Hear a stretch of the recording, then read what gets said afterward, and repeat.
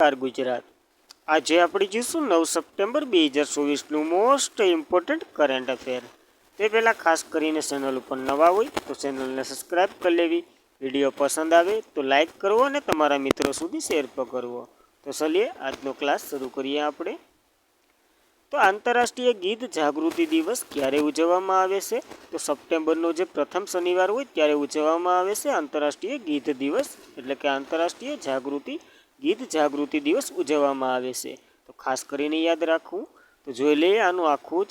તો આંતરરાષ્ટ્રીય ગીધ જાગૃતિ દિવસ 2024ની વાત કરીએ તો સપ્ટેમ્બરનો જે પ્રથમ શનિવાર હોય એને આંતરરાષ્ટ્રીય ગીધ જાગૃતિ દિવસ ઉજવવામાં આવે છે।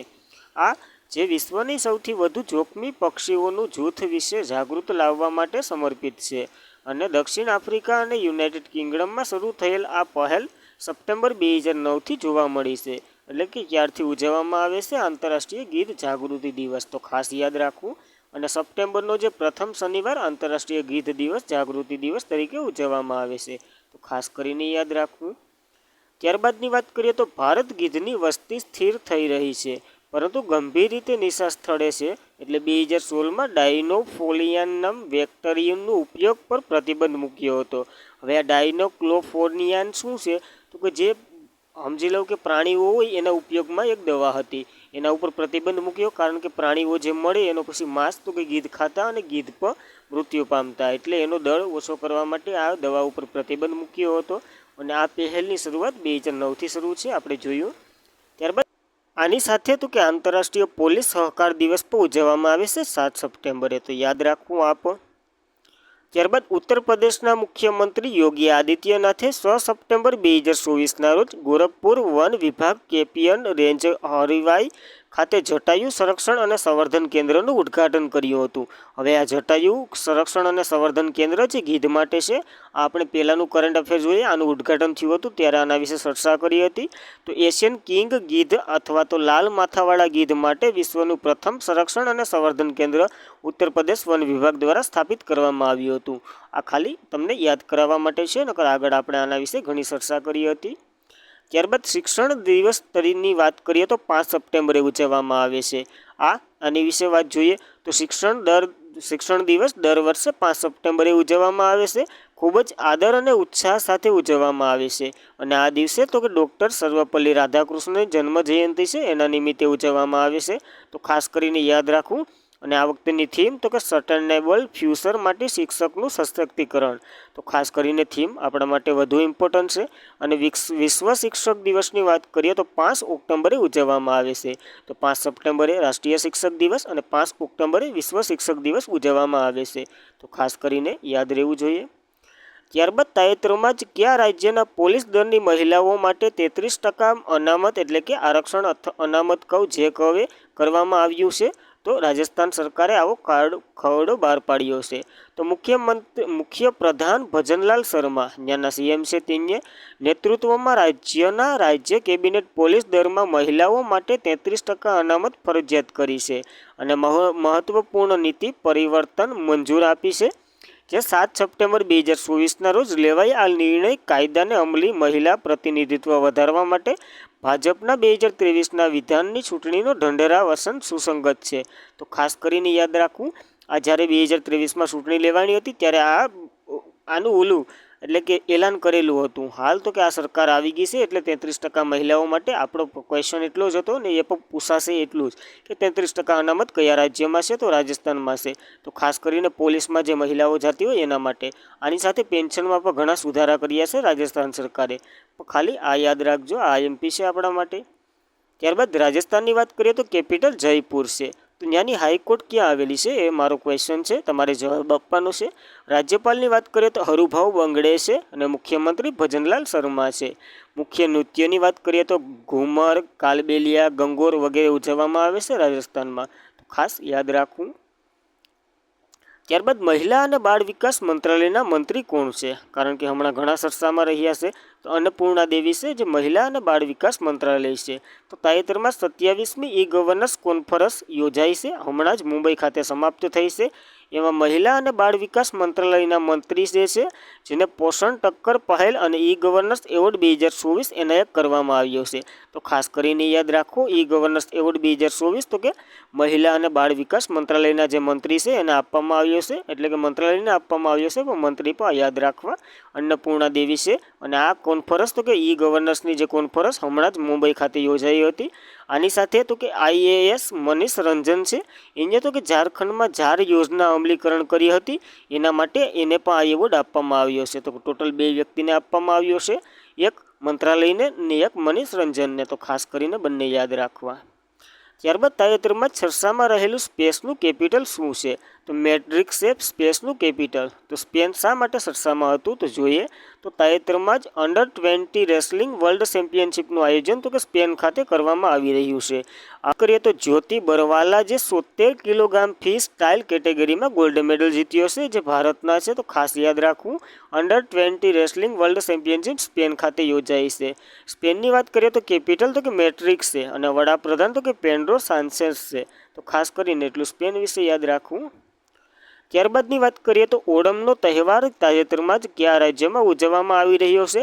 તો કેરળમાં ઉજવવામાં આવી રહ્યો છે પેસિફિક રીતે. 2024માં ઓણમ 5 સપ્ટેમ્બરથી રોજ શરૂ થાય છે અને આ વખતે તો કે 15 સપ્ટેમ્બર એટલે 10 દિવસનો આ તહેવાર છે, જે કેરળ ખાતે યોજાયો છે. તો જોઈ લઈએ આનું સ્ટેટિક. તો ઓણમ એ દક્ષિણ ભારતના રાજ્ય કેરળમાં ઉજવવામાં આવતો સૌથી ઉત્સાહ અને મહત્વપૂર્ણ તહેવારમાંનો એક છે, જે તો કે ચોમાસાની મોસમ અંત અને લાવણી મોસમ એટલે કે લણણીની જે મોસમની શરૂઆત દર્શાવે છે. જે પૌરાણિક કથાઓ ઇતિહાસ ઊંડે જડે ઓણમ 10 દિવસ ઉજવવામાં આવે છે. તો ખાસ કરીને દિવસો પર યાદ રાખવા. ત્યારબાદ આવા થોડાક તહેવારો જોઈ લઈએ. તો ઓણમ કેરળમાં ઉજવાય છે. થિસુર પૂરમ, અટ્ટુ પોંગલ, મકરવિલુ વિષુ ઉત્સવ, પ્રથમ આંતરરાષ્ટ્રીય બીચ ફેસ્ટિવલ વગેરે કેરળ ખાતે યોજાયા હતા. જ્યારે અંડુરી ફેસ્ટિવલ ઉત્તરાખંડમાં યોજાયો હતો. હરેલા ઉત્સવ તો કે ઉત્તરાખંડમાં યોજાયો હતો. હરેલી ઉત્સવ તો કે છત્તીસગઢમાં ઉજવાયો હતો. સંપાચાર કૂટ ઉત્સવ તો કે મિઝોરમમાં ઉજવવામાં આવે છે. ઓજાગીરી ઉત્સવની વાત કરીએ તો ત્રિપુરામાં ઉજવાય છે. હોર્નબિલ ફેસ્ટિવલ નાગાલેન્ડમાં ઉજવાય છે. પાકે પાંગ હોર્નબિલ ફેસ્ટિવલ અરુણાચલ પ્રદેશમાં યોજાય છે. અને સિરુઈ લીલી ફેસ્ટિવલ તો કે મણિપુર ખાતે યોજાય છે. લોસંગ ફેસ્ટિવલની વાત કરીએ તો લદ્દાખ અરુણાચલ પ્રદેશ ખાતે યોજાય છે અને લોસાંગ ફેસ્ટિવલ સિક્કિમમાં યોજાય છે. તો ખાસ કરીને આ સરસામાં રહેલા બીજા ફેસ્ટિવલો પર યાદ રાખવાની સાથે. ત્યારબાદ મેન્ડ્રિંગ્સ રેન્જિંગ્સ નવી સારવાર પદ્ધતિ કયા રોગ સંબંધિત છે? તો ટીબીની એક નવી સારવાર પદ્ધતિ આવી છે, જેનું નામ તો કે મેન્ડ્રિંગ્સ રેન્જિન્સન ટીબી માટે નવી સારવાર પદ્ધતિ છે. આની વાત કરીએ તો સંદર્ભ તો કે કેન્દ્રીય આરોગ્ય મંત્રાલયે ભારતમાં આ પદ્ધતિ ટ્યુબિલોજિકલ માટે નવી સારવાર પદ્ધતિ રજૂ કરવાની મંજૂરી આપી છે. તો ખાસ કરીને યાદ રાખવું, ખાલી નામ આવી જશે. મલ્ટીડ્રગ્સ રેઝિસ્ટન્ટ પદ્ધતિ શેના સંબંધિત છે? તો ટીબી સંબંધિત છે. જ્યારે ટીબી શેના કારણે થાય છે? તો કે માઇક્રોબેક્ટેરિયમ ટ્યુબિલોસિસ નામના બેક્ટેરિયાથી થાય છે. જ્યારે ભારતનો લક્ષ્ય તો કે 2025માં ટીબીને નાબૂદ કરવાનો છે અને વર્લ્ડ હેલ્થ ઓર્ગેનાઇઝેશનનો લક્ષ્ય તો કે 2030માં ટીબીને નાબૂદ કરવાનો છે. તો ખાસ કરીને યાદ રાખવું. ત્યારબાદ યુનિફાઈ પેમેન્ટ ઇન્ટરફેસની રચના ક્યારે કરવામાં આવી હતી અથવા તો અમલ ક્યારે કરવામાં આવ્યો હતો? તો બંનેમાં 2016 આવે. તો ખાસ યાદ રાખવું. તો એપ્રિલ અને જૂન 2024માં રૂપિયા 81 લાખ કરોડનો વ્યવહાર સાથે વિશ્વનું ટોચનું પેમેન્ટ પ્લેટફોર્મ બન્યું છે યુપીઆઈ. યુપીઆઈનું ફૂલ ફોર્મ તો કે યુનિફાઈડ પેમેન્ટ ઇન્ટરફેસ થાય છે, જેની રચના 2016માં કરવામાં આવી હતી. સૈન્ય કરી હતી આની રચના? તો કે નેશનલ પેમેન્ટ કોર્પોરેશન ઓફ ઇન્ડિયાએ કરી હતી, જેની સ્થાપના 2008માં થઈ હતી. આની સ્થાપના 2016માં કરી હતી. તો 8×16 યાદ રાખવું આવી રીતના. અને મુંબઈનું મુખ્ય મથક આનું એનપીસીઆઈનું તો કે મુખ્ય મથક મુંબઈ ખાતે આવેલું છે અને એમડી અને સીઓ દિલીપ આસબે છે. આપણો ક્વેશ્ચન તો કે એપ્રિલ અને જૂન 4 મહિના માટે 2024માં રૂપિયા 81 લાખ કરોડનો વ્યવહાર સાથે વિશ્વનું ટોચનું બન્યું છે. વિશ્વમાં ટોચનું છે. તો ખાસ કરીને યાદ રાખવું યુપીઆઈ. અને આ હમણાં યુપીઆઈનું જ એક જોડવા ભાઈ અથવા તો બહેન જે કવિ એક શરૂ કરવામાં આવ્યું હતું, જે લોન ઉપાડવામાં આવે એના માટે. તો એ કયું હતું એ તમારે એનું પૂરું નામ સાથે શોર્ટ નેમને બંને લખવાનું છે. ત્યારબાદની વાત કરીએ તો તાજેતરમાં જ ઇથોનોલના ઉત્પાદનમાં વધારો કરવા માટે કયા પાકનો ઉપયોગ કરવામાં આવી રહ્યો છે? તો મકાઈનો ઉપયોગ કરવામાં આવી રહ્યો છે. શેરડીનો ઉપયોગ પહેલાં કરવામાં આવતો, હવે જોઈએ કારણ શા માટે બંધ કરી અને હવે કેમ મકાઈનો ઉપયોગ કરવામાં આવે છે. તો તાજેતરમાં જ ઇથેનોલનું ઉત્પાદન વધારવા માટે તરફના ભારત દબાણ છે અને ખાસ કરીને મકાઈ આધારિત ઇથેનોલ દેશને એશિયાટિક ટોસ મકાઈનું નિકાસમાંથી ચોખ્ખા આયાતકાર પરિવર્તન કરવામાં આવ્યું છે. જ્યારે અનાજની રાણી તો કે મકાઈને ઓળખવામાં આવે છે અને ઇથેનોલ સમશરત લક્ષ્યાંક 2025-26 સુધી ગેસોલિનમાં ઇથેનોલનું પ્રમાણ 20% વધારવામાં ભારતનું દબાણ છે. એટલે કે ભારતને આવું પ્રેશર આપવામાં આવી રહ્યું છે. મકાઈ આધારિત ઇથેનોલની માંગ વધારવાની છે. ખાસ કરીને યાદ રાખવું, મકાઈનો ઉપયોગ થઈ રહ્યો છે. જ્યારે શેરડીમાં મકાઈ તરફ સ્થળાંતર કરો. શા માટે આવું થયું? તો કે દુષ્કાળને કારણે સરકારે ઈંધણ માટે શેરડીનો ઉપયોગ પર અંકુશ મૂક્યો છે, જેનાથી ઇથેનોલ ડિસ્ટિલેશનનો વિકલ્પ મકાઈ તરફ વળ્યો છે. એટલા માટે મકાઈ એટલે કે શેરડી જો પાણી પુષ્કળ જોઈએ અને 12 મહિના ઊભે છે, એમાંથી ઘણું મળે, એ રોકડિયા પાક જેવો છે. એટલા માટે અને મકાઈ ગમે ત્યારે એવી રીતના કરવામાં આવ્યું છે. એટલા માટે મકાઈના ફાયદા શેરડી કરતાં વધારે છે અને ઓછા સમયે મળી આવે છે. એટલા માટે આવું કરવામાં આવ્યું છે સરકાર દ્વારા, તો ખાસ યાદ રાખવું. ત્યારબાદ તાજેતરમાં જ સરસામાં રહેલ અગ્નિ-5 મિસાઇલ સંપૂર્ણ પરીક્ષણ કરવામાં આવ્યું છે. એટલે કે સફળતાપૂર્વક પરીક્ષણ કરવામાં આવ્યું છે. તો કોના દ્વારા નિર્મિત આ મિસાઇલ છે? તો કે DRDO દ્વારા નિર્મિત આ મિસાઇલ છે. તો ભારતે 6 સપ્ટેમ્બર 2024ના રોજ ઓડિશાના અગ્નિ-4 ઇમિડિયેટર રેન્જ બેલિસ્ટિક મિસાઇલ, ખાસ કરીને યાદ રાખજો કઈ મિસાઇલ છે એનું સફળતાપૂર્વક પરીક્ષણ કર્યું છે. અને DRDO દ્વારા વિકસાવવામાં આવી હતી અગ્નિ-5 પરમાણુ સક્ષમ મધ્ય રેન્જ બેલિસ્ટિક મિસાઇલ અને બેલિસ્ટિક મિસાઇલ છે. ખાસ કરીને ઇન્ટરમીડિયમ રેન્જ બેલિસ્ટિક મિસાઇલ છે. અગ્નિ-4ની વાત કરીએ તો મુખ્ય વિશેષતાઓની વાત કરીએ તો રેન્જ તો કે 4000 કિલોમીટર સુધી છે, પોલોડ 1000 કિલોમીટરનો છે અને લોન્ચર જે રોડ મોબાઈલ છે, એટલે કે રોડ મોબાઈલ સિસ્ટમ દ્વારા ચલે છે. અને અગાઉ ટેસ્ટ 20 મિનિટ કર્યો હતો જે 2012માં અને 3000 કિલોમીટર અંતર કાપ્યું હતું. તો ખાસ કરીને યાદ રાખવી આની સફળતા. ત્યારબાદ DRDOએ બનાવી છે, તો એના વિશે ચર્ચા કરી લઈએ. તો ડિફેન્સ રિસર્ચ ડેવલપમેન્ટ ઓર્ગેનાઇઝેશન DRDOનું ફૂલ ફોર્મ થાય છે. તેમની રચના તો કે 1958માં થઈ હતી.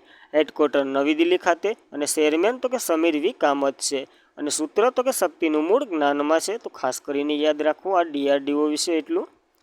ત્યારબાદ તાજેતરમાં જ રહેલા એટલે કે સરસામાં રહેલી ન્યૂ ડેવલપમેન્ટ બેંક NDBનું મુખ્ય મથક ક્યાં આવેલું છે? એટલે કે કયા દેશમાં આવેલું છે? તો કે ચીનમાં આવેલું છે આનું મુખ્ય મથક. તો તાજેતરમાં જ NDB નવા સભ્ય અલ્જેરિયા બનવામાં આવ્યું છે. એટલે કે NDBનું નવું સભ્ય બન્યું છે અલ્જેરિયા. તો ખાસ કરીને યાદ રાખવું, ખાલી યાદ જ રાખવાનું હોય કે નવું સભ્ય અલ્જેરિયા બન્યું છે. અલ્જેરિયાની ચર્ચા આપણે પાછળ કરશું.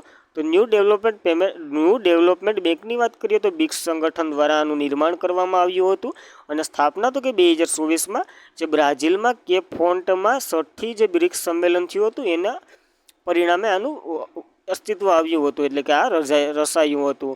મુખ્ય મથક ચીન ખાતે આવેલું છે.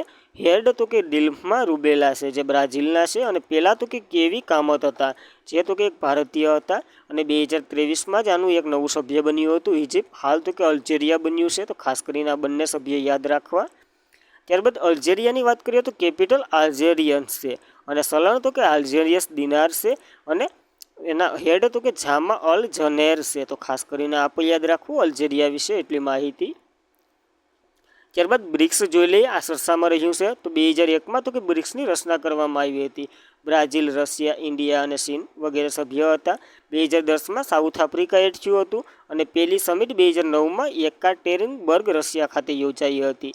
2024માં યજમાન તો કે રશિયા છે. અન્ય તો કે 1 જાન્યુઆરી 2024માં નવા 5 સભ્યને એડ કરવાના હતા. ટોટલ 6 એડ કરવાના હતા પણ અર્જેન્ટિનાએ ના પાડી દીધી કે અમે નથી આવવું, તમે જાઓ. તો UAE, Saudi Arabia, Iran, Egypt અને ઇથોપિયા તો વગેરે આ એડ થશે, જ્યારે આર્જેન્ટિના એડ નહીં થાય. તો ખાસ કરીને ન થાય એ આપણા માટે મોસ્ટ આઈમ્પી ગણાય. ત્યારબાદની વાત કરીએ તો પેરિસ પેરાઓલિમ્પિક 2024 મેડલ ટેબલમાં ભારતનું સ્થાન કયું છે? તો ભારતને ટોટલ 18 મેડલ ટેબલમાં સ્થાન મળ્યું છે. તો જોઈએ એના કેટલા મેડલ મળ્યા. હાલ સમાપ્ત થઈ ગઈ છે, 8 સપ્ટેમ્બરે સમાપ્ત થવાની હતી. તો તાજેતરમાં જ પેરિસ પેરાઓલિમ્પિક 2024માં સમાપન સમારોહમાં હરવિન્દ્રસિંહ અને પ્રીતિપાલ જે ભારતીય ધ્વજધારક છે બંનેને ધ્વજધારક તરીકે રાખવામાં આવ્યા હતા સમાપન સમારોહમાં. તો ખાસ કરીને બંનેના નામ યાદ રાખવા. અને આ બંનેએ બહુ પ્રતિષ્ઠાનું કામ કર્યું છે. જ્યારે પ્રીતિપાલે 2 મેડલ જીત્યા છે, હરિન્દ્રસિંહે 1 ગોલ્ડ પણ જીત્યો છે. તો 8 સપ્ટેમ્બરે આ સમાપ્ત થઈ ગઈ છે, તો ખાસ યાદ રાખવું. અને 7મું ગોલ્ડ પર આવી ગયું છે, જે તો કે નવદીપસિંહ ભાલાફેંકમાં લાવ્યા હતા. તો ખાસ કરીને બધાય મેડલની ચર્ચા તો નહીં કરીએ, પણ 7મું એક ગોલ્ડ નવું આવ્યું છે, તો એની ચર્ચા કરી લીધી આપણે. ત્યારબાદ પેરિસ પેરા ઓલિમ્પિક 2024નું તમામ જોઈ લઈએ. તો કે આવૃત્તિ 17મી હતી. 28 ઓગસ્ટથી 8 સપ્ટેમ્બર 2024 દરમિયાન આનું આયોજન થયું હતું.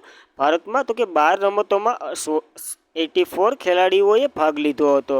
અને ઉદ્ઘાટન સમારોહમાં ભારતના ધ્વજધારક તરીકે સુમિત અંતિલ જે ભાલાફેંકના અને ભાગ્યસિંહ જાદવ જે શોટપુટના ખેલાડી હતા, એ બંને હતા.